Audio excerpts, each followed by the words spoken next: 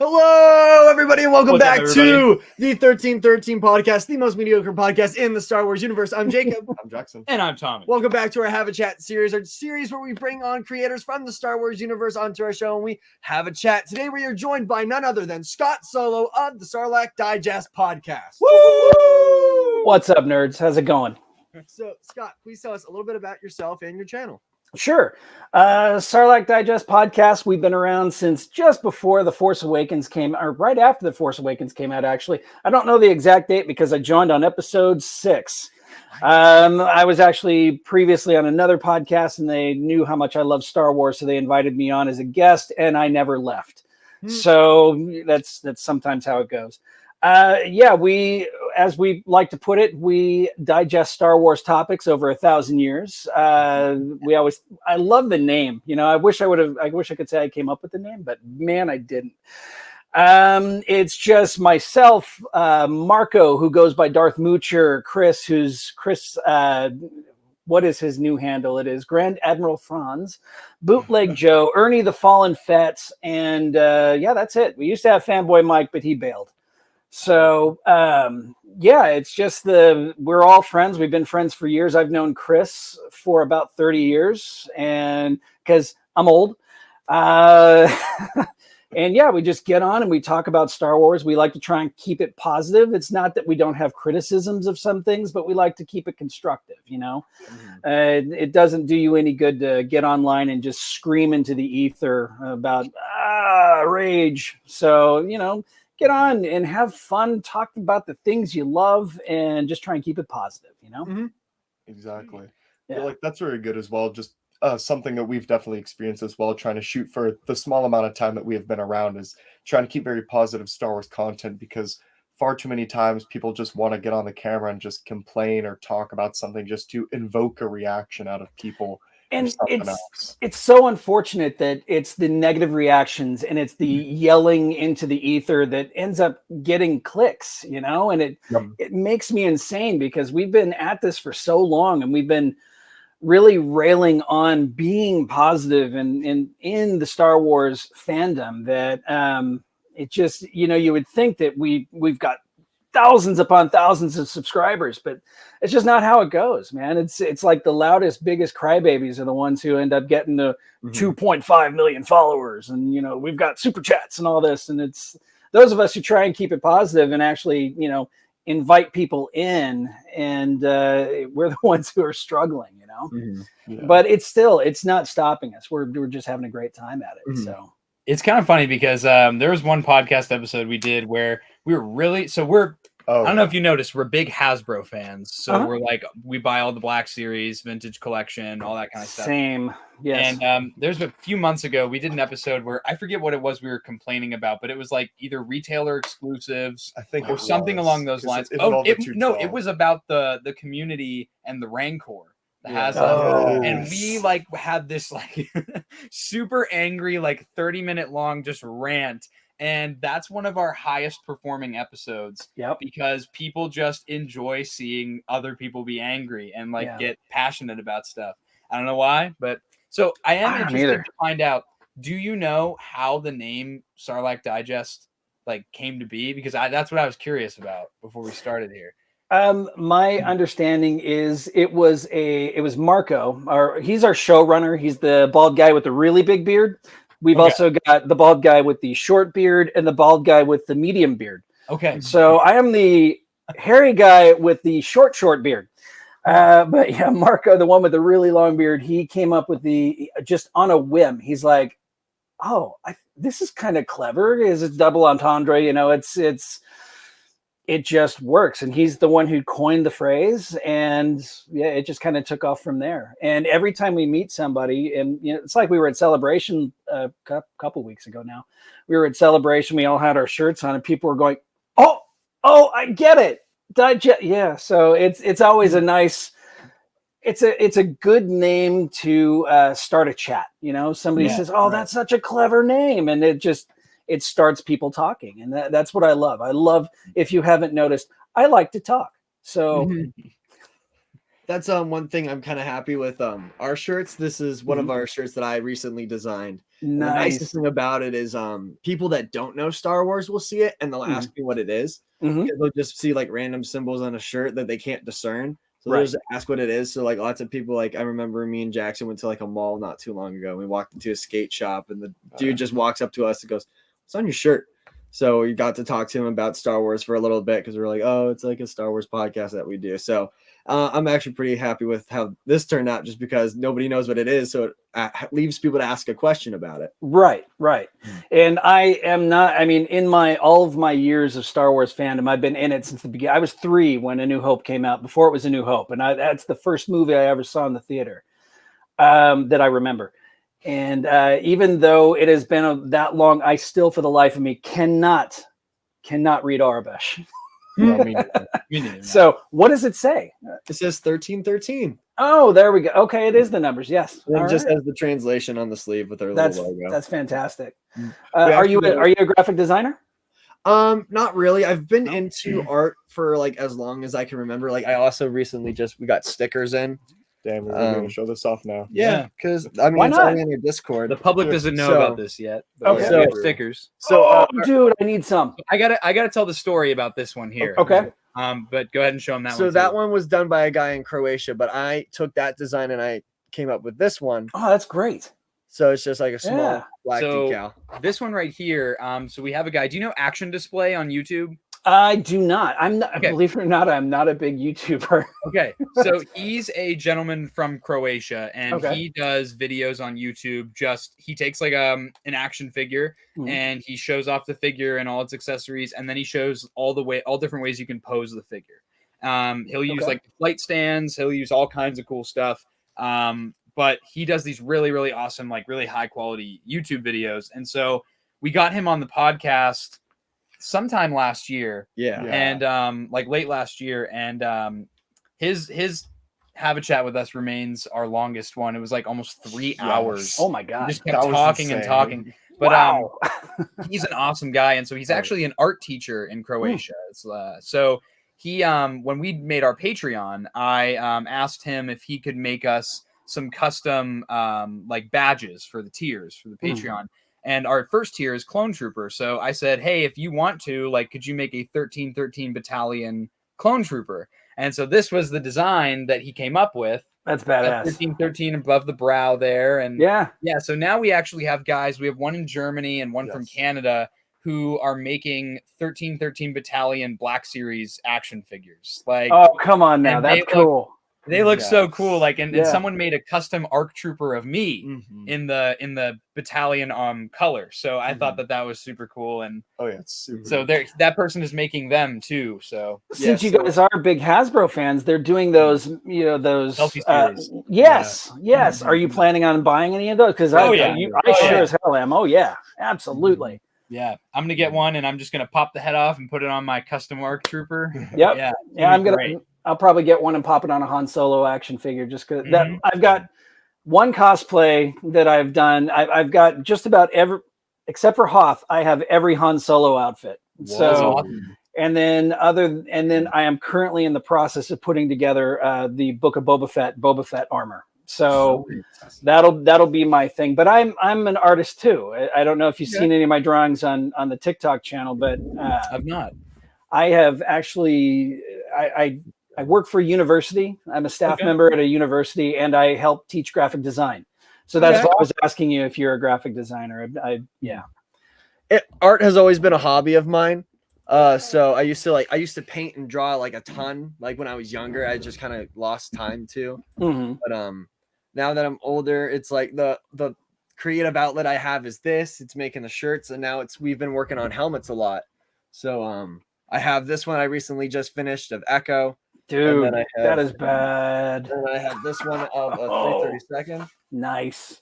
And eventually I am going to be making a 1313 battalion helmet. So that's awesome. That's going to be probably my next helmet project after I do Rex. I don't know if I can, I don't know how well it's going to translate into, I did a recreation of, since I love Rebels so much, I did kind of a recreation of the death of Kanan.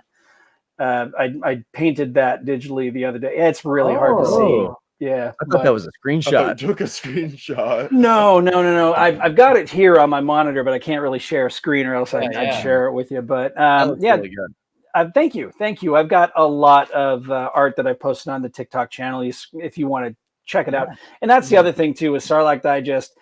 We're trying to branch out into all the different media. We're old guys, so we're all on Facebook, but we also have Instagram channels, and we've got. I started the TikTok with the 1 minute toy reviews, and I tell you what, man, those things, they drive me crazy. It takes so much, because I think one of you reached out to me and said we've seen your TikTok channel, we like how positive these reviews are, and we'd like to have you on the show. And it's flattering, it really is. But man, those things, it's a labor of love. It takes me forever to do those things. This Friday is going to be my last 1 minute toy review for a while, and then I'm going to go into a segment of what's on the shelf in the toy room. So I record in one day. I recorded 34 of these episodes, and it's just going to be bam, bam, bam. Every other day I'll drop one, but it's what's on a specific shelf in my toy room, and I'll just go through it at a minute at a time, because a minute seems to be the sweet spot to get into the shorts algorithm on YouTube, and it helps. Yeah, the TikToks is how I found you. I saw your 1 minute things first, and I was like, so I was like, oh, this is like a really cool idea, like putting it on TikTok, because we started trying to put some of our stuff on TikTok, but we've mostly just been doing clips from our show. So we've been trying to think of we started doing some little bits every so often, when we had a good idea, but now it's kind of trying to think of, what can we do to kind of expand our content on TikTok. Right. So I saw your stuff and I thought it was a great idea. Thanks.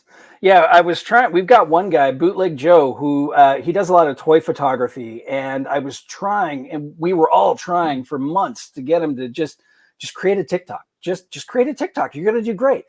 And he wouldn't take the plunge. He just wouldn't do it. And I'm like, you know what? Fine, I'll do it. And then I got suckered into it. Now, a year later, every other day I'm posting a minute long something, and it's fun. I get a lot of good feedback on TikTok, more so than YouTube. On YouTube, it seems like people are a little bit meaner. Yeah, really. Yeah, I had not everything. I seem to go very positive on everything, but not every figure that I review is necessarily a great figure. And I did one on a best action Teenage Mutant Ninja Turtle Raphael figure, because I'm into all sorts of crap. So, and somebody told me I need to get a life, and I'm like, well, that's mean. Why don't you come on here and do your own 1 minute toy review, dick? So at that point, it's like, just don't engage. Just laugh it off, because you're not going to please everybody all the time. So. Yeah, my favorite thing on the internet, actually, and this is my favorite strategy, is I posted a tweet about the last Obi-Wan Kenobi episode. Or no, this tweet was from March. Yeah. And it was when the Obi-Wan Kenobi trailer came out, and people were complaining about the way the Grand Inquisitor looked. And I just tweeted out something about maybe it has something to do the same way they made Ahsoka's Montrals and Leku shorter in The Mandalorian because of practical stunts. So some guy the other day replied to my tweet from months ago, and it was a picture of the Grand Inquisitor getting stabbed by Reva, and he was like, yeah, practical stunts, right? So I just I sat there for a second, and I was like, how can I reply to this and completely wipe the pieces off the table? And I just was like, I replied with something like, I'm so sad to see him go so quick. Hope we see him again. And he just replied with something like, yeah, me too. And was super you diffused it. I love it. Yeah, you diffused the situation. If you just refuse to engage with these people, but you just say something that's so positive, they're so out there that they don't know how to reply rudely. Yeah. It just gets rid of the problem right at its source. It's great. Yeah. That's a great way to do it, and I do my best, and I also go through the stages of, well, I'm gonna sit here, I'm gonna type this, screw you, man, I'm gonna get, and then I'm ready, I've got the enter button, I'm like, backspace. I just delete it. It's like you get it out of your system just by typing it, and then just don't send, and then you're like, all right, cool, I know what I was gonna say. He doesn't need to know. I feel like that's fair. I feel like I thought for certain TikTok would get you a little bit more of the negative criticism to begin with, just because you obviously on YouTube you have your general fan base, but then on TikTok you have your fan base plus anybody else who's just like already on like a Star Wars TikTok kind of thing, right? To begin with. Our TikTok following is about quadruple what it is on YouTube. So I'm trying to find a way to get people to go from one to the other. You know, it's like, oh, if you think this is cool, check this out. And I've run contests and stuff, and I get nothing. You know, it's like, I will review this figure. You want this figure? Subscribe on YouTube, and you'll be in a drawing for this figure, and I'll mail it to you. I don't give a damn. I'll send it your way, no problem. But yeah, nothing. Never did it. Yeah, that's something that we've noticed with TikTok too. Is you'll see people who have these massive TikTok followings. I'm talking like hundreds of thousands, if not millions of followers.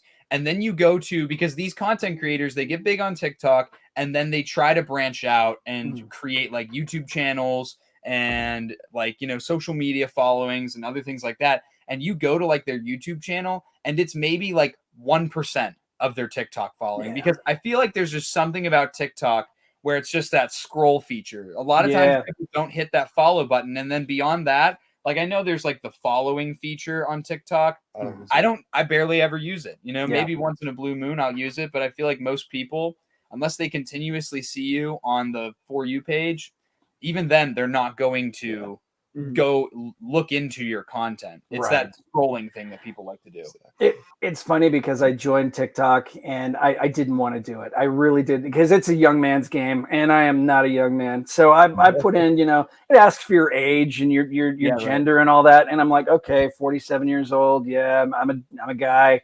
And then next thing I know, my feed, my For You is just booty shaking. And I'm like, this. And I took it, you know, my wife and I, we've been married for 25 years. We had our 25th wedding anniversary 2 weeks ago. Congratulations. Nice. Thank you very much. And, you know, I signed up for TikTok and I'm like, oh God.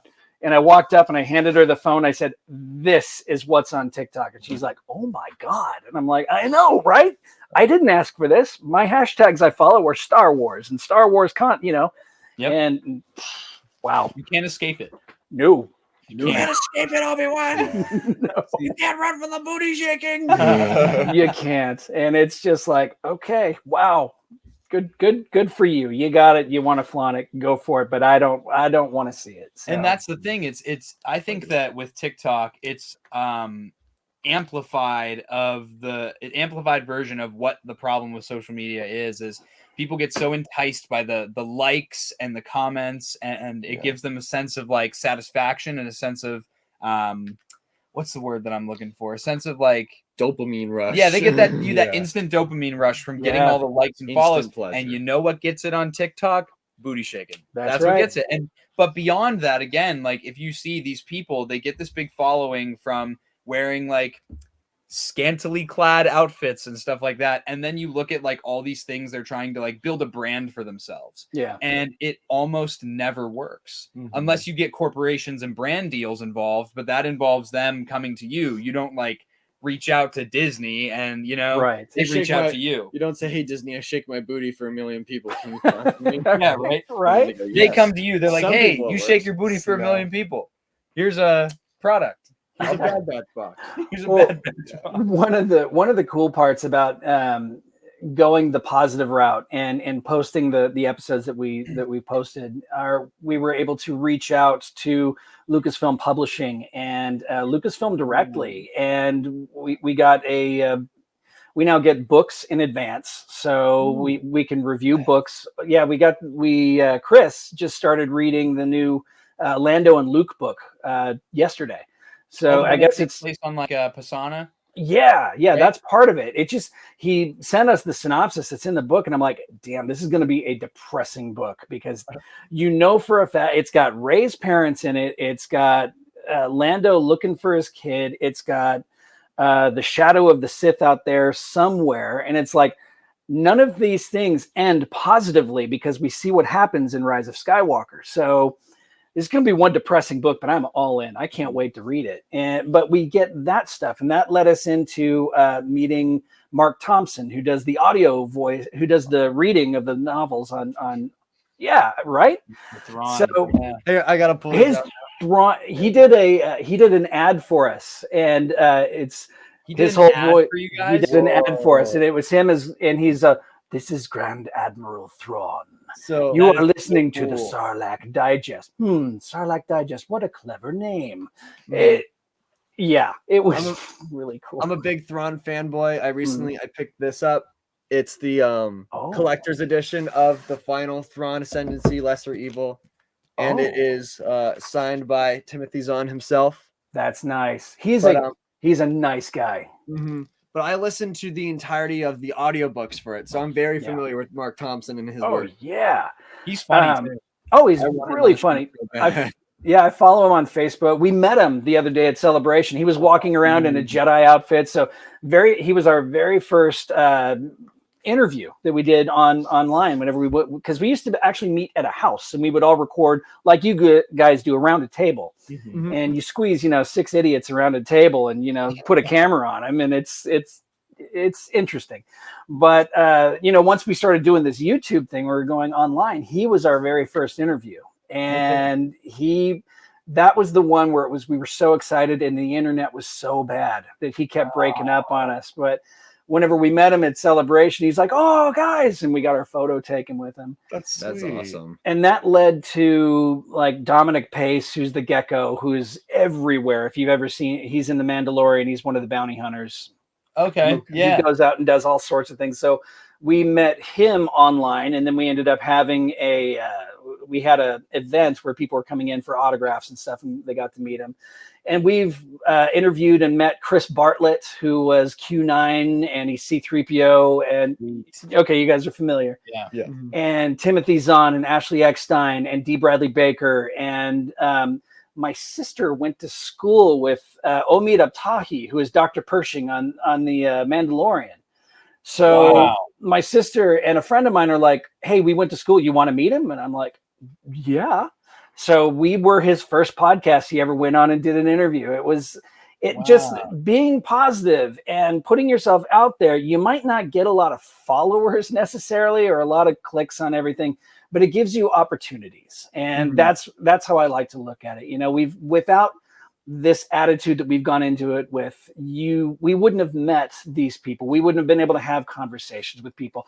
I wouldn't have Dominic Pace seeing me from a distance at Celebration, say, "Scott, come over here," and get my my picture taken with, he went in full costume too as the Gecko. It was really cool. So it's opened up all of these really cool doors for us. And that's just why I try and urge people, be positive, because you know what? The negative stuff just sucks.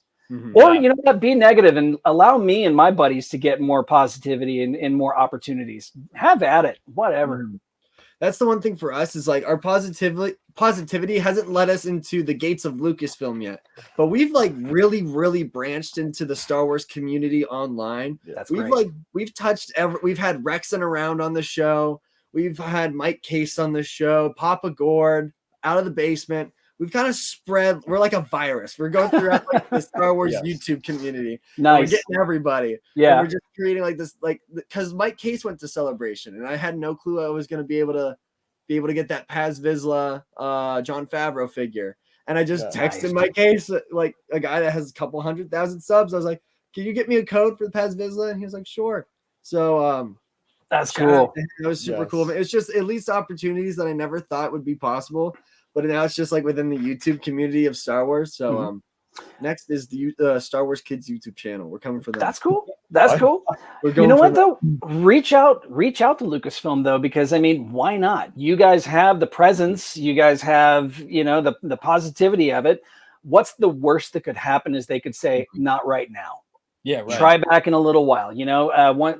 And that the thing that does drive me crazy about Star Wars, especially with Celebration, is we put the application in to be one of the official podcasts, that they kind of welcome on the podcast stage, but we were denied. And we were denied, but all of these podcasts with these massive hundreds of thousands of followers were granted. And it's like, they don't need the help. The little guy is the one who needs the help. The little guy with the smaller following, smaller dedicated following, they're the ones who need the assist, not Star Wars. I don't know. Star Wars Theory was on there, but I doubt it. But even still, it just the smaller community are the ones that need a little bit of a boost. Yeah. So, but yeah, just why not reach out to Lucasfilm? Why not reach out to Lucasfilm Publishing? The worst that could happen, like I said, is they could say not right now. Then you try again in a month. We almost had somebody that produced a Star Wars show on the podcast. Yeah. I'm not going to mention that. We almost had him on. He was down, and then like he got really busy, and he had to like skip town. So that was kind of fun. But we're this close to greatness. I will say though, like we've had so many people on the show now. I think this will be our 27th Have a Chat episode. Nice. So we've had quite a few, and it's a lot of fun to do, but we've had our fair share of people that bail. You'll like text people. I've texted so many people and just been like, hey, want to get on the podcast? They'll say, yeah. And then it's like the day of, and it's radio silence from them. And we never hear from them again. And it's that sucks, man. And it's like, it just leaves a bad taste in my mouth. And the sad thing is the majority of those people were from TikTok. So you guys really put yourselves out there asking me to come on board. I almost had to, because my wife actually got COVID from Celebration. Oh, damn. Yeah, she did. So she was down for the count, and I'm thinking, oh God, I'm screwed. It's just a matter of time. And on Monday, I called out sick because I was starting to get the sore throat. I'm like, oh my God, this is gonna suck. And I was like, okay, I don't want to cancel on these guys, but I might have to, because if I had what she had, she couldn't speak. It all kind of hit her in the throat, so she couldn't talk. And then I'm like, oh, that really sucks to be a part of a podcast interview and I'd just be sitting here like this, and I just sound like an old man. You get off my lawn, But luckily, it cleared up, and I'm okay. So I didn't want to cancel on you guys. No. And I've been watching your videos and stuff, and they're entertaining. It's fun. It's energetic, and I got not gonna lie. First one I looked at, I'm like, oh man, these guys are kids. I'm gonna look like the old fart in the room. We try to keep the energy up, because that's one thing. I grew up watching guys like Markiplier and Jacksepticeye, and their entire YouTube presence was energy, and I was like, I kind of grew up with that, so that's kind of like where I derived that from, where it's just like I want to try to be entertaining. I want to at least make, because we take an hour of somebody's time, I want to make it worthwhile. So I want to do my best to actually impact their day in a positive way. So I told you what my first Star Wars film was that I saw in theaters. What was yours? What was your first Star Wars experience in a theater? I think it might be the same one for all three of us. Yeah, the Clone Wars. Yeah, the Clone Wars 2008. Really? Release of the Clone Wars. Okay. In Skywalker Saga, it would be when they re-released Phantom Menace in theater in 3D. Okay. All right. That's cool. We must follow that, because Revenge of the Sith came out when he was just like a year after he was born. So our dad said, I am bringing them to the theater because they're going to start crying and ruin it for me. Right. So you guys are all brothers? No, me and him are, and then Tommy's like our best friend. Yeah. Okay, cool. Very cool. Okay. Nice. I can't get my best friend to get on a podcast for the life of me. He's like, I don't know what I would say or do. And my siblings are not interested. So it's funny because my entire family got into real estate and I didn't. I got into art and being a nerd. So it's that's my thing. They're all well-to-do in real estate, and I'm the one who has a toy collection. Real estate, boring. Like property. Exactly. That's great. But yeah, so what was so whenever you experienced Star Wars, was it just kind of always omnipresent in your lives because of your parents, or did you actually have like a first viewing of the trilogies, and did you watch them in order or order of release, or how did you experience those? Okay, so I'll go first. So I am a Star Wars fan because of my father. Okay. My father is probably one of the only people who's I would confidently say is a bigger Star Wars fan than me. Nice. In the 90s, my father had a Star Wars museum in his apartment. And there was like our local newspaper did a bit about it, and he has it framed. Like, cause he just had his little tiny like apartment was a Star Wars museum with action figures and everything. He knows every word of the original trilogy. He could recite the whole script beginning to end of all 3 movies. And I think he can do the Phantom Menace too. I'm almost positive.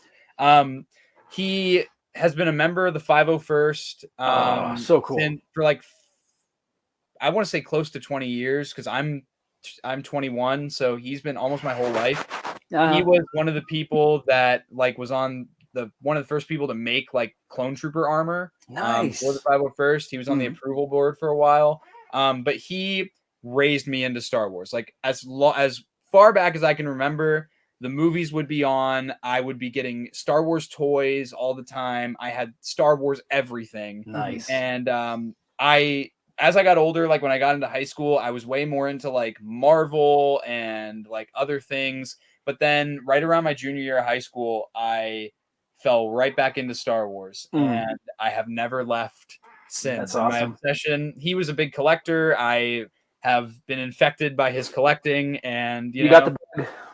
I got bit by the bug. Yeah. Yeah. So I 100%, I always say it on the podcast. I owe it to my dad for giving me this whole lovely thing. But yeah, hold on to him, dude, because that's awesome. That my dad and we shared Star Wars. One of my first memories of my dad, because he was my stepdad. One of my first memories with my stepdad was sitting on his shoulders in line to see Empire Strikes Back in 1980. So, and that was right after he and my mom got married. So, I mean, that he was my dad from that memory on that, and every Star Wars movie up, and he didn't make it through the entire saga, unfortunately. So he didn't see Rise of Skywalker, but every Star Wars movie that came out, I would always go with my dad. That's awesome. So that's awesome, man. Hang on to him. That's cool. What about you two guys? We have a very similar story. So for our dad, at least from our knowledge, one of his friends went to China. Don't know what the occasion was, but came back from China with a bootleg box set of the first 6 Star Wars movies. So like there's an option to watch it in English and then in Chinese as well. Oh, wow. But he just kind of sat us in front of a TV and just kind of put it on for us. And I can just very much remember just sitting in front of the TV watching Revenge of the Sith on repeat with Jacob all the time, because it was the coolest one out of the 6, in my opinion. Had the most action. We thought Clone Troopers were awesome as well. But from there, kind of like what Tommy said, when I got into middle school, when there was the whole like Star Wars drought of my time, we kind of like fell off of it. We got like really big into like Destiny, if you know what that is. I do. Yeah, that became like our Star Wars because it was like space and it was cool. Right. But then when Force Awakens came back out, I kind of dipped my toes back on the water with Jacob. And I feel like we weren't really too much into it. Yeah, it was. But then we did. It was Force Awakens came out, and we saw all the new Star Wars movies like opening night, and we were just like, this is cool because it's Star Wars, but we never like got like back into it. And then we were supposed to go to Disney because me and Jackson were in a vocal group together, and we were invited to sing at Disney Springs. So we had a trip planned and everything, and then COVID canceled the trip. With that, we took our Disney money. We're like, well, we were going to go to Galaxy's Edge, and we were going to get these lightsabers, so might as well just get the few that we wanted. So that's how this collection started, was just getting the odds and ends of lightsabers that we wanted, and then we started getting more and more, and then we started getting some from Ultra Saber, which I regret. But we got those, and then The Mandalorian started, and then we got hit with The Rise of Skywalker at the same time. And Rise of Skywalker is one of my favorite Star Wars movies, just because it was one of those things, because it was like collecting, and then it's just boom, Mandalorian Skywalker just absolutely sucker punched me back into this fandom, into what we see here today now. And I feel like a prominent reason as to why I started getting heavily back into it was because of Tommy. Because I had somebody other than my brother and my dad to talk about. At the time it was Tommy, and then we had our buddy named Caleb Smith, who he's moved away now to Texas.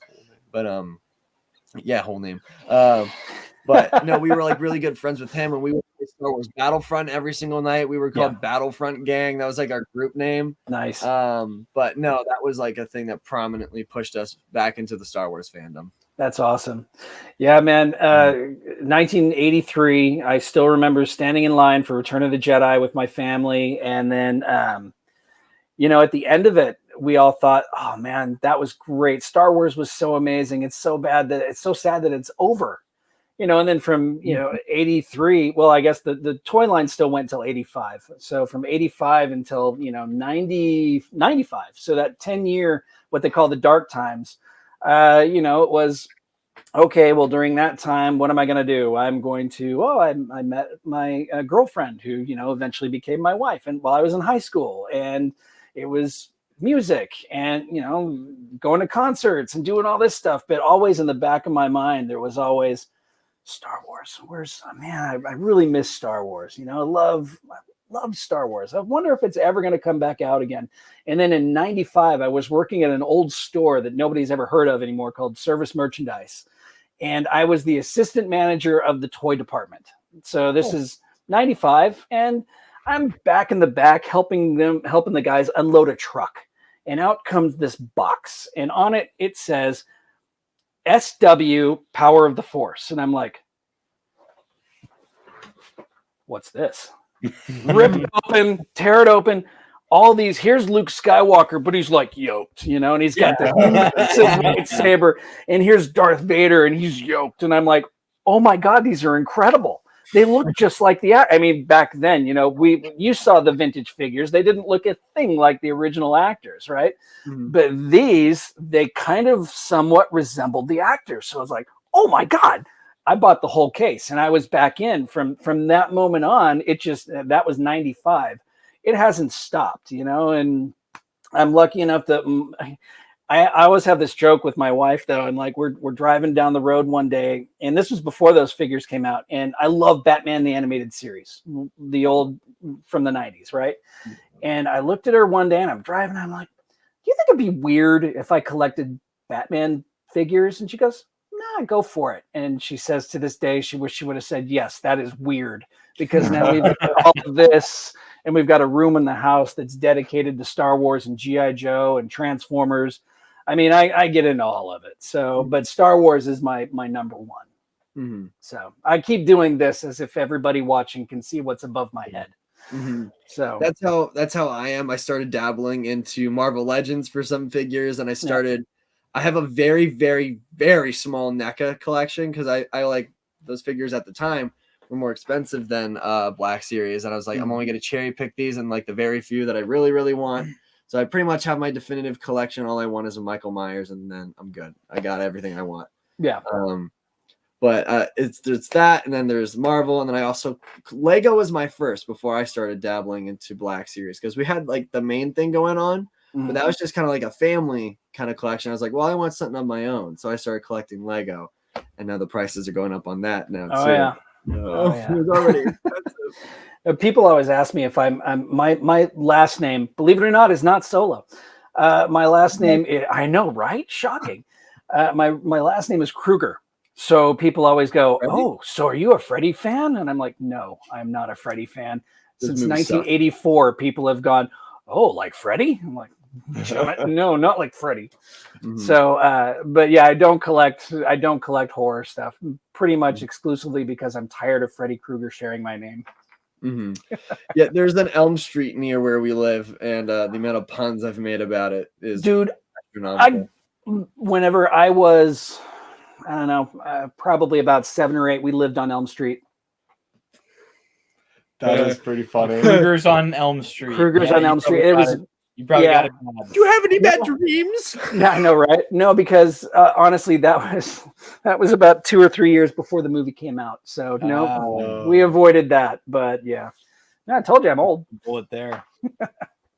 So looking at your collection, I want to kind of touch on the expanse of sideshow figures that you have. Are you very much like a big sideshow collector in general, or do you cherry pick those for what your favorites are? I do cherry pick those. I wish I could afford to have a vast collection of them. Let me see, 1, 2, 3, 4, 5. I think 5 of them are sideshow. The rest are Hot Toys, which are kind of similar. It's like I've got the Mandalorians up here. I've got Din Djarin and Grogu and the Armorer, and then Darth Vader and Luke over there, and it kind of goes all the way down. I've got Indiana Jones down here because I love Indiana Jones too. Nice. But yeah, I just got in today Darth Maul. So Darth Maul's coming. So is Ahsoka. Ahsoka is probably one of my absolute favorite Jedi of all time. I mean, Ahsoka and Rex right there. Yeah. That's so whenever the Clone Wars movie came out, I was like, oh God, this kid's gonna bother the hell out of me because just Sky Guy and R2 and all that stuff. And man, if that wasn't the best bit of character development in the run of that whole series, to the point where I think it was by season 3, I was all in. I'm like, or probably season 2 actually, I was all in. And all that little stuff that used to bug me, I'm like, I don't care. She's cool. And so yeah, I've got Ahsoka coming in. I've got Captain Rex right there. Ooh, nice. I don't want to talk because she's not here. I got two more coming too. I've got Boba Fett with the throne from the Book of Boba Fett. I have that one coming. Nice. Yep. Yeah. And God, what is it? Oh, Bo-Katan, because I love Bo-Katan. So yeah. That's sweet. The one thing I would like to do is do and I'm hoping this summer, because I'm a workaholic, I'm hoping I can use that to my advantage this summer. I would love to get all the 501st hot toys and have a nice, because I have the deluxe version of the regular 501st Clone Trooper. That was my first one. And then I also got I'm doing a payment plan right now for the Boba Fett with the throne. That was just one of those things where I saw it and I was like, I need this. There is no debate. I have to have it. And you got to have the one with the throne, not the one without the throne. You got to have the one with the throne. Yeah. Yes. And then I saw that ATRT that they showed off at Celebration, and that bark speeder with Commander Appo. And I said, no. And I've been wanting the ARC Trooper Jesse and the Captain Vaughn that have been out for a while now. And I think first I need to get the Captain Rex if I'm going to get the 501st. Such a good one. It'd be cool just to have a shelf with all the Hot Toys 501st. But I can only imagine how huge that ATRT is going to be. It's big. One scale. Did you see it in person when you were there? Yeah, it's big. It's like 2 feet. It was a little less than 2 feet, I think. They had it in a glass case, so it was kind of hard to judge, but it was, dude, it's really cool. That's sweet. Yeah. But I love these things. I just wish I could afford them all. Yep. Yeah, the Hot Toys that we have behind us are these two were gifts from my mom and I to our dad, my mom and I and my brother for Christmas. And then the Coruscant Guard is one that he just bought on his own. And then for Christmas last year, I gave Jackson majority of the money to get Hunter. Yes. Nice. And I have yet to get myself Echo, and I really want it. Echo's cool, man. Yeah. What my mom still every now and then she'll buy me for Christmas a Hot Toys figure. So she got me Luke, and she bought Leia and Chewbacca and Han for me. Yeah, the rest are my own personal splurges. So nice. I have my first one actually coming in the mail tomorrow. What'd you get? Just because Jango Fett was always my favorite character growing up, like watching only like really the prequel films and seeing him. Wait, you like Jango Fett? You like Jango Fett? It's a dead joke on this podcast that I'm obsessed with Jango Fett because I talk about him all the time. But he's just so cool to me because he looked awesome. Blue's my favorite color. I like the silver and everything. So I've just been so like stoked for it to come. He was the highlight of Attack of the Clones for me. I think Attack of the Clones was not my favorite of 9 movies. It's at the bottom, but you know what? The best part of it was Jango, and the whole part. What was that? I said I think the romance is the best part. I can't mute you from here, so we'll take care of that. No, Jango is awesome, and actually I've met Tamura a couple of times. You have? Yes. Oh man, that's awesome. I met him at San Diego because we used to go to San Diego Comic-Con, my wife and I. We did it for about 18 years, and I want to say it was 2006. So it was it was 2005. It was after Revenge of the Sith came out. He was there signing autographs. Wow. And got to meet him there. And he's one of those that won't just rush you through the line. He'll actually have a little bit of a conversation with you. And then this past celebration, I met him again, and that dude he is so stoked to be back in Star Wars again. That makes me happy. At the level that he's at, that he is just, it's really the level of enthusiasm from the actors and being included in Star Wars now is just, it's insane. You know, I could feel it. I mean, I watched your live streams, like you were there, so I know you probably felt it too. You saw the Haka. I did see the Haka, yeah. You did in person, or no? I was in a line watching the big screen, and he was just on the other side of a curtain doing the Haka. So that's awesome. Yeah, but you just like, I don't know. There's just something about all this upcoming Star Wars content where whether it's the producers or the actors, the writers, you can just feel the passion behind all the projects. Yeah. That I feel like wasn't really there as much before. Yeah. And just getting to, if you have a chance to go to a celebration or a convention where any of the actors are, that feeling is kind of palpable whenever you're standing in front of them too. Yeah. It's like Katie Sackhoff. I got to have a conversation with her. That's cool. And she's a nerd, man. She is one of us. And so is her husband. They're just both one of they're like us, you know. They're such uber nerds that they're so excited to be there. Giancarlo Esposito, that was the coolest dude that I have ever met in my life. He's just all handshakes, grinning from ear to ear. He wants to sign everything for everybody, and that dude was really super cool. So. Yeah, it's just, there's something about the excitement level. It's just, like I said, it's palpable. And then whenever they're showing, they have Chopper rolling out on stage, and I'm like, okay, I'm in. Ahsoka, you mean Ahsoka is going to be season 5 of Rebels? Yeah. Okay, I'm in. Yep. I'm so sad we didn't get to go to Celebration this year. Me too. I feel like this was like the biggest year to miss Celebration. I'm was so mad. I say that every time I miss a celebration. This was only my 3rd celebration, where some of the other guys they had gone to some of the other ones. But I had been to Los Angeles back in 2007, I want to say, and it was awful. It was just awful, and that's just because it was Los Angeles. You don't want to go to LA. It just sucks there. I've heard that. Yeah. But then the last 2 have been in Anaheim, right across the street from Disneyland, literally right across the street from Disneyland. And there's something about Anaheim and being that close to the source of all of it. It's really cool.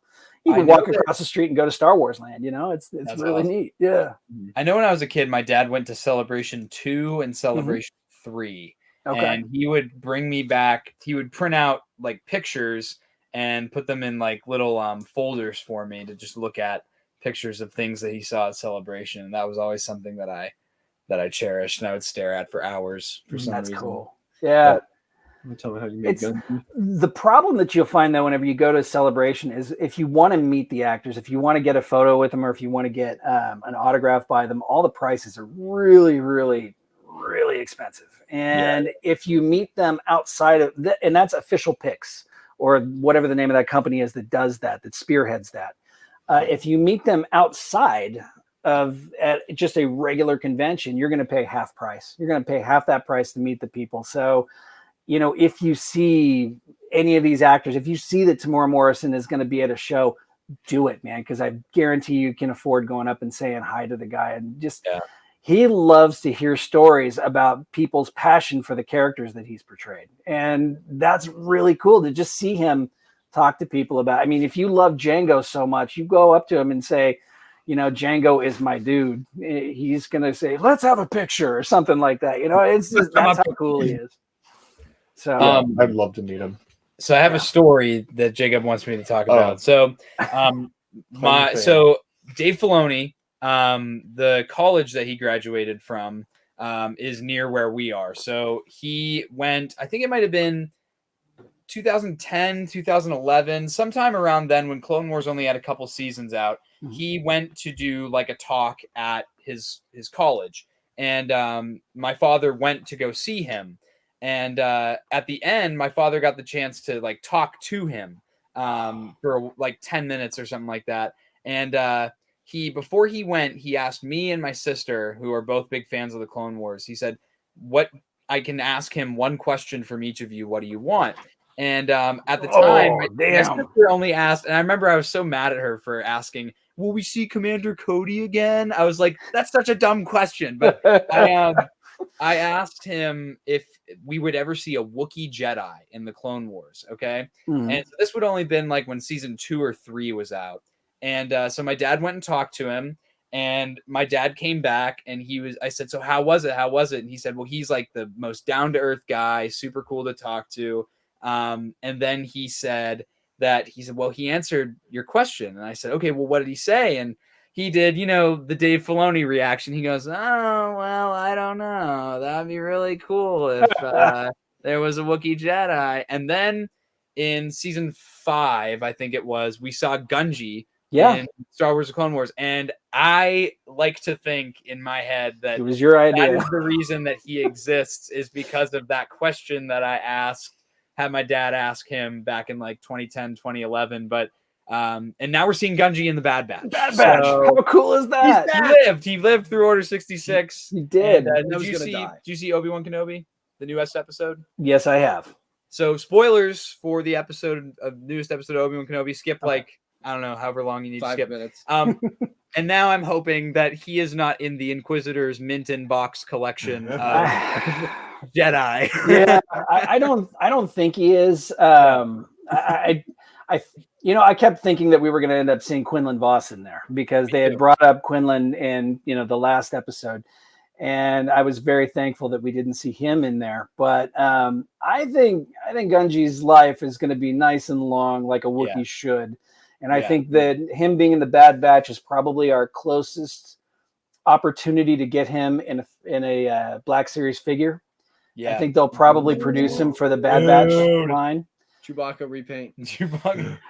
That annoys me because you could.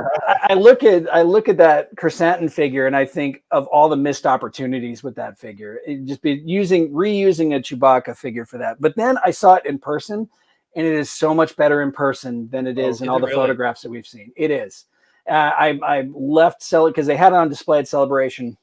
Whenever I went back to the hotel that night, I pre-ordered them because I refused. I was like, I am not going to buy this figure. This is dumb.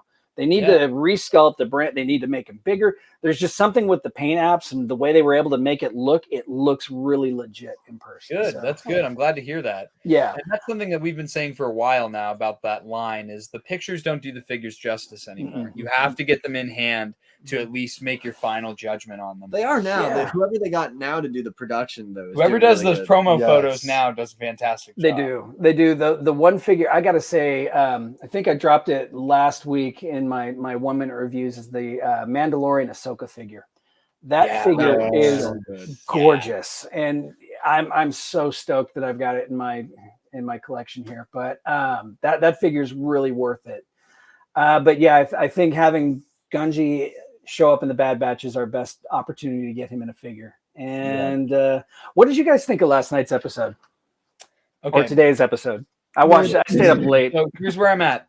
Yeah. There were 2 things that one thing I didn't like, and that's that the episode ended. Like I want more of it, and I was kind of disappointed that the episode was shorter than all the other ones by like 10 minutes, I think. I think that I'm glad that we've tied the loose ends on the Leia getting captured thing, because I'm excited that now we have 2 episodes. I thought they were going to drag out Leia being captured for 2 episodes. Same. And they got it done in a nice, quick way. And now here we are. We're going to have a very large battle on Jabeam.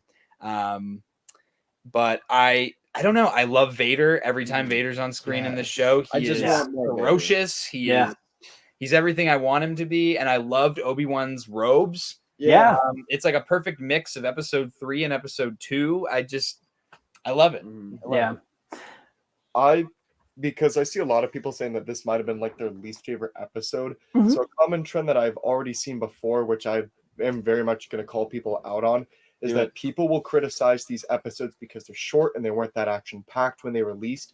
But that is because you were in the hype of the show. As soon as Kenobi's over and as soon as you rewatch it, that episode will shoot up on your list and you will enjoy it more. Mm-hmm. An example for this that I have as well is, for Tommy at least, is the Frog Lady. He loves the Frog Lady arc in the Frog Lady, baby. But when that came out, that was the most frustrating thing for us, because I was just like, guys okay, get on with the story. Like, I don't want to see the Frog Lady anymore. Yeah. But now I don't really have an issue with it because everything worked out in the end with the show. Right. Once you get to look at it as a whole, that's why people that were criticizing the sequel trilogy were driving me crazy about how much they hated parts of it. And I'm like, but you don't see you don't see the saga as a whole. Yep. And it's the same thing with this. Yes, this was my least favorite episode in the 3, but look at the 3 that we had before it. And you look at what came in this episode compared to those. And this one to me felt like they wanted to play in their toy box. They wanted to reach into their toy box, pull out their favorite vehicle, do a thing with their favorite vehicle, and have Vader go up against but as a whole, just seeing things like the Inquisitors, their collection, let's say, oh my God, how horrible, how horrifying. My heart was in my stomach. Like, I was actually taken aback by like how gross that is, that they have a collection of dead Jedi, and one of the, like, literally in their training uniforms from the Jedi Temple, younglings. Yep. Like, that just blows me away. Terrible. I sat there and I looked at that scene and I went, I don't know any of these guys. I don't really care. Shout out to library. I'm just thankful I didn't know any of those guys. Terrace Nube was the first one they showed. Yeah. Was it really? Oh, well, I'm assuming it was, because it looks very, very similar to how he looked in the Clone Wars, and I could totally see that being intentional. Yeah, I could. Dave Filoni does. I know he's not in charge, but I know of this particular series, but I know he is he influences all of it. He is an executive producer, of course. He does nothing by accident. There is a reason for everything. Mm-hmm. And that's another reason why I'm like, just have faith. Have faith in where this is going. Have faith in where it's gone. And, see, now the episode before, the big battle between Vader and Obi-Wan, it was a great episode, but it was filmed in my backyard, essentially, because all of those trees, all the Joshua trees, it was literally filmed about 20 miles from here. So I can go there and I can see these. I'm like, oh man, I don't want to see my town as a planet in Star Wars. That made it feel more like, and this sounds ultra crappy whenever I say it this way, and I don't mean it to. I really don't. Because it's. What's your opinion? It felt like more of a fan film, like a really, really well done fan film with the original actors and, great special effects. But because it was done in my town and, I could see places that are kind of familiar, it's like that made it feel like it was done by the 501st or done by somebody with a really enormous budget. And I've heard people say that. Yeah. And it's like the episode of The Mandalorian where Boba Fett comes back and it's Tython. It's set on Tython. That's just right outside of right outside of Los Angeles. I can drive there in about an hour and a half, and then I'm there on Tython. And that's weird, man, because George Lucas did do his absolute damnedest to make sure that every planet that everybody went to didn't look like it was on Earth.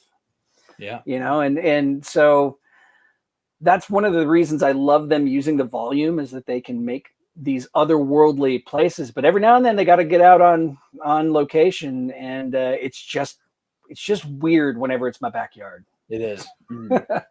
Yeah. So, but that's nothing against it, man, because I love the episode. I thought the episode was fantastic. It was just kind of jarring. It's like, oh wow, they're down the street. Mm-hmm. So yeah, but this episode though, that my only gripe about this episode was really we are doing spoilers here a little bit. Yeah. Okay, so the snowspeeder that was just kind of hovering there, shooting, and I'm like, that just kind of looks silly. I'm expecting it, to do passes and all that, and I'm not used to just seeing a snowspeeder hover, because even in Empire, they didn't hover. Whenever they took off, they went forward. When they landed, they went forward. It wasn't like a vertical takeoff and landing like an X-wing. So it was weird just seeing it hover there. And if that's my only nitpick on an episode, well done. I mean, that's still a great episode. I thought it was interesting to learn as well that those are towing vehicles to begin with, just because I remembered from Empire that they weren't made for the snow, and that was their biggest complaint. And the whole reason they do the circle zone around the AT-AT is because those are the towing cables to tow ships. That's right. So I feel like that for me makes it reasonable that they can hover and get into position to tow something. Okay. See, and it's things like the conversations I have with people like this where I didn't think of that. You're right. Problem fixed. There we go. Okay. It is now in my head canon that it works. So, all right. My only question is who puts guns on a towing machine? Hey. You know, when you got the Empire around, who wouldn't? Gotta have that tag on you. Stay strapped or get clapped. Jackson 2022. Sorry. That's so funny. Oh my goodness. So anyway, I thought it was a good episode. I agree. Oh yeah. I mean, was it as good? Because that's the thing is, I watch it like early in the morning before I begin my day, and my classmates will be like, "What? How was the new episode? How was the new episode?" And I go, "Yeah, it was good." And they were like, "Was it as good as the last one?" And I go, "I didn't think so, but I mean, that doesn't mean that it's bad." Yeah, it was still good. It just wasn't as good to me as the last episode. Yeah, that happened a lot in the Book of Boba Fett. In the Book of Boba Fett, it was not every episode was on. This is where Star Wars on Disney Plus kind of suffers, is they do it week by week instead of giving you, like on Netflix, everything all at once. And the Book of Boba Fett worked better as a binged show than it did by week episodic show. And I could see where if they would have released Obi-Wan episode 1, how people would have been annoyed, because in episode 2 is where we got the glimpse of Vader for the first time. And everybody's tuning in for Darth Vader and Obi-Wan's showdown, right? And instead we're getting more of Reva. And her story, I think, is going to be really compelling once we start getting into her backstory. I want to know, was she one of those younglings? It sure looks like she was one of those younglings. Some of the things she said to Leia in today's episode, I'm like, okay, come on, quit giving us these little tidbits. I want more. I want to know more about your backstory. Why do you hate the Jedi so much if you were one of them, you know? How do you know that Anakin is Vader? You know, not everybody knows that. Not even, Anyway, okay. I want more. I really hope in these next 2 episodes, and we've gotten a deep dive on Obi-Wan's like struggle. We see him struggling just to lift up a tiny communicator on the ship when they're going to the Inquisitorius. It's like muscle memory. If you don't use it, you lose it, right? And so I really just want to see him either meditating or doing something where we get more of a deep dive on his mental state. And the same with Reva. I really want to know. And that's what's keeping me so enthralled with this show. Not only just the fight between Vader and Obi-Wan, which is, they're building it up. It's coming. Yeah. Oh, yeah.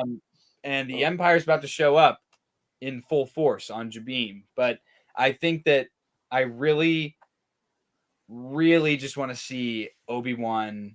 I just want to get inside his head, you know? Yeah. That's all I want. Yeah. And I cannot stress how much I absolutely love the casting of Leia. I think that kid is stealing. That kid and Ewan are stealing the show. And whenever the show first started, and, we had no hint at all that Leia was going to be a part of this thing. Right? Oh, yeah.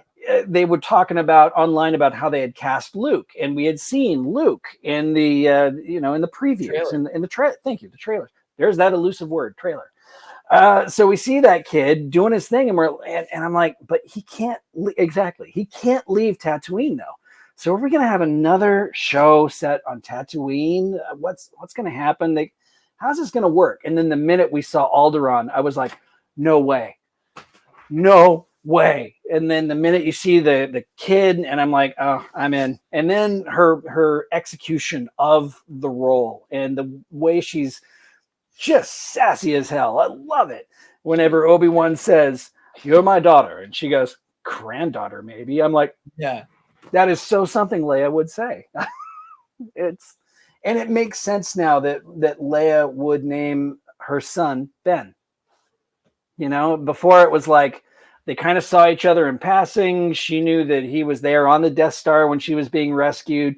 And I always kind of thought that maybe she named him Ben as kind of a tribute to the guy who brought them all together, you know? Because if it wasn't for Obi-Wan, none of them, our heroes wouldn't have made it, and, you know, everything would have been bad.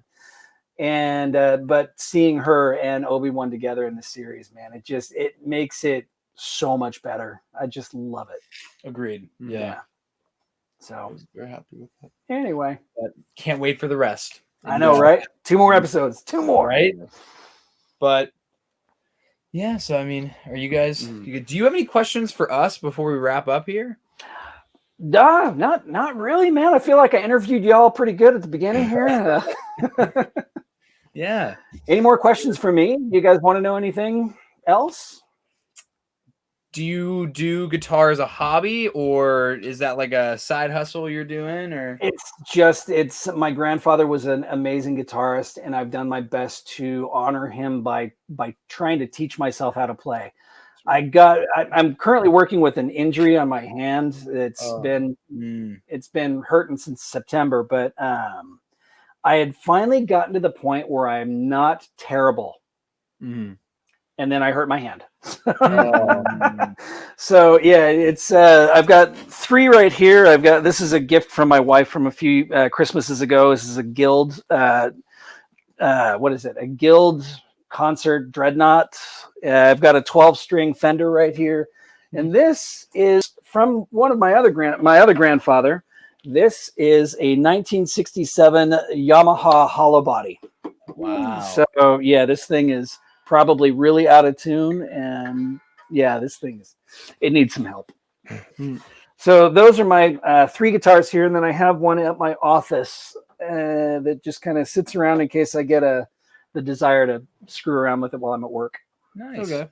Yeah, my office kind of looks like this too. I've got toys and love it. Ridiculous. It's ridiculous. I have a used Squire, like modded Squire that I got picked up, and I've been playing for a little bit. I have Jackson picked up guitar for about a year and then never really picked it up again. So I stole that guitar as well. So now I have that one that's in standard tuning. So that way, because I play all my Motley Crue stuff on it because it has a whammy bar. Nice. And so you're a metalhead. And then I have the other one tuned down to drop A, so it's like super heavy. Okay. It's 7-string tuning on a 6-string, so I don't have that final high E. Damn. All right, that is heavy, but it's fun. It's fun. That's cool. So that's my other hobby, music. I love music. So you're a metalhead. I was the goth kid. So The Cure, Depeche Mode, all that stuff growing up. It was 80s new wave, Oingo Boingo, all those crazy bands, man. And then of course hair metal, Motley Crue. I am a fan. So Motley Crue, Def Leppard, Poison, all those ridiculous bands. And then of course grunge came along and made everything way too serious. So that was my high school years, man. My high school was 88 to 92. So it was that sweet spot of rock and roll and sweet grunge. And God, I'm old. I'm having my 30th reunion this year. What the hell? That sucks. That sucks. Oh no. Blink and you get old, man. It's true. But yeah, so there's a couple things we do before we wrap up these Have a Chat episodes. So the first thing we do is we do our lightning round where we ask 3 rapid fire questions. Don't worry, they're not too hard. You'll be good to go. All right, first. What is your favorite Star Wars movie? Empire Strikes Back. Okay. Good choice. That's a good choice. Okay. Yep. What about favorite Star Wars TV show? Rebels. Oh, okay. Saw that coming. Yep. All right. Jackson's affinity for Sabine. We'll talk about it. And then pop figure today. You did? We'll talk about that after the show. It's really cool how she's in flight. And she's got the dark saber. Yeah, it's badass. All right. Oh, you think it's good looking? Okay, and then favorite Star Wars character. Favorite Star Wars character would probably. Oh man, that kind of shifts. That really does. But my usual go-to is Han Solo. Okay. My usual go-to is Han Solo, but I really have a soft spot for Ahsoka. I like Ahsoka a lot.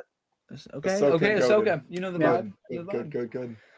But yeah. So before we wrap this up, what we like to do at the end of these Have a Chat episodes is we like to show off our guests' YouTube channel if they have one, or their social media. And so we are about to show that off right here. So bam! You've got Sarlacc Digest, a Star Wars podcast. If you are not subscribed to them, make sure you go do that, because why the heck would you not do that? Right. I mean, aside from that, though, they've got some awesome content. I do like listening to their podcast, and you can check them out on TikTok. All of their social media will be in the description below, so you can check them out if you so please. Awesome. And you better go do that. Also, check them out on TikTok. Or you're a fake fan. But yeah, so Jacob, you want to take us out with all the goodies? Yeah, sure. So be sure that you are subscribed to the 1313 Podcast YouTube channel, because at 500 subscribers, we are giving away your choice of 2 12th Walgreens figure. Oh, I don't even have that one. Bad Batch, so I guess you got to be subscribed. I subscribed. Yeah, I've already subscribed, so I'm in the running, right? You are in the running. So be subscribed to get those. And then for our patrons, next month we will be giving away the Ahsoka figure from The Mandalorian. One of our lucky patrons who are in our Gungan Boss tier will be able to get their hands on that figure.